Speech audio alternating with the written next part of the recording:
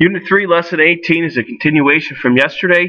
Now we're moving into multi-step inequalities. Now we understand the open and closed circle idea. And this big rule right here, it says remember that whenever you multiply or divide blank blank by a negative number, you must flip the inequality blank. I'm not going to tell you the answer. You need to get those three right.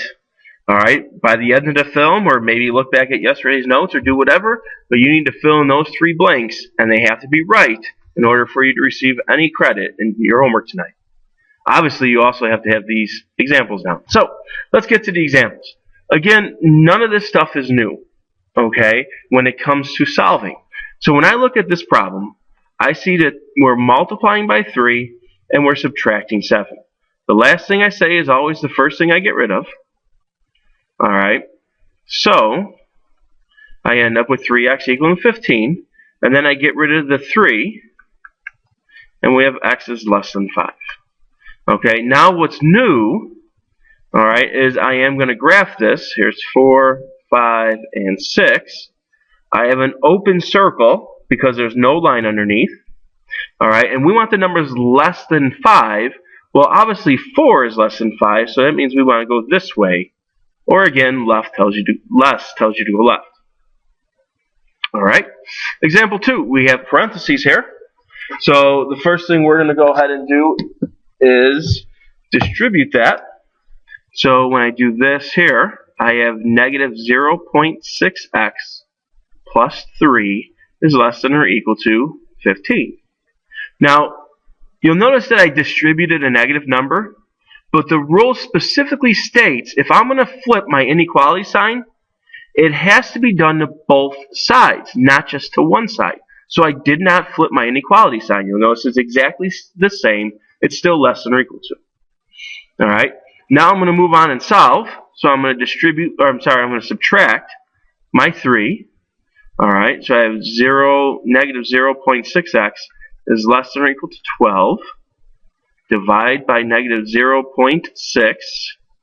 Whatever I do to one side, I do to the other side.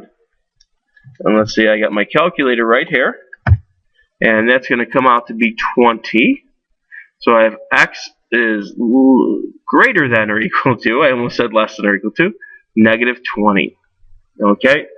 So keep in mind, as we go through this, again, you'll notice that this number is negative. So this sign flipped at that point. Alright. Now something I didn't do at the beginning of this problem that I want to go back and do just to make sure we're good at this. Okay, again, when I look at what's being done to x, I see that we are multiplying by negative 0.6 and that we're adding 3. And so what I did was just undid those two ideas. Okay, so my graph's going to look like this.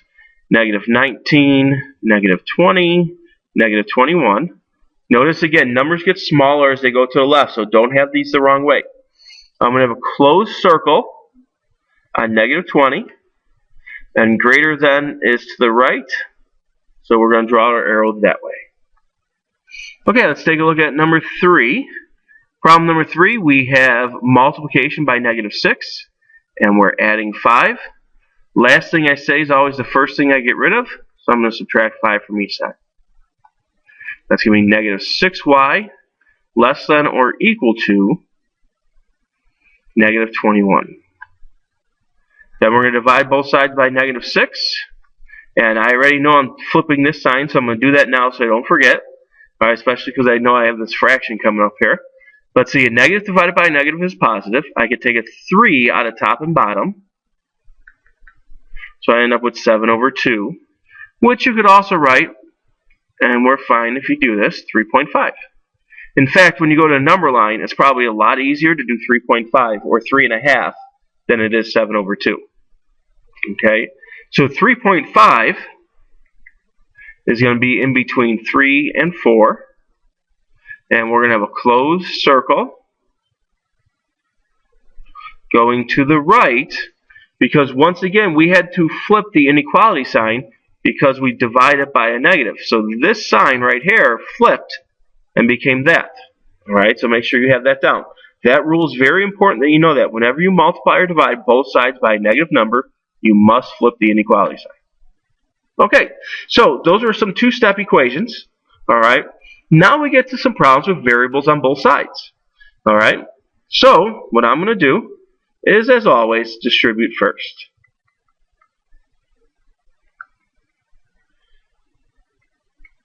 Whoops, I forgot my x there. Alright, and as we learned with equations, and solving equations and inequalities are no different, okay, I'm going to move the smaller to the larger. But notice, these guys right here are the same size, so they cancel out. We saw this back with equations, and with equations, it was kind of simple, because there was an equal sign in the middle, so you're either equal or you're not. But with inequalities, you got to be really careful with how you read this. This says 5 is less than negative 21. That is not true, so we're going to say there's no solution. Okay? Same exact rules as with equation. If it's true, it's all real numbers, or infinitely many solutions. If it's false, it's no solution, meaning no number in the world can plug into that x and make that statement true, that inequality. Alright, let's take a look at example 5. Again, I have another distributive problem, so I'm going to take care of that. Once again, I have variables on both sides of the inequality, so I'm going to move the smaller to the larger, and again, they're the same size. So in this case, I have 25 is less than 7. Okay? Is 25 less than 7?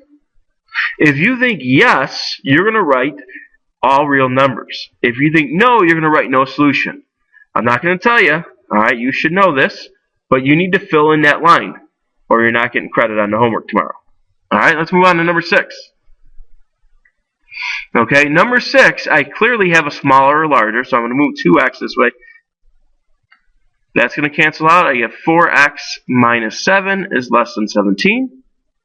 Now I just have to solve this simple two-step equation.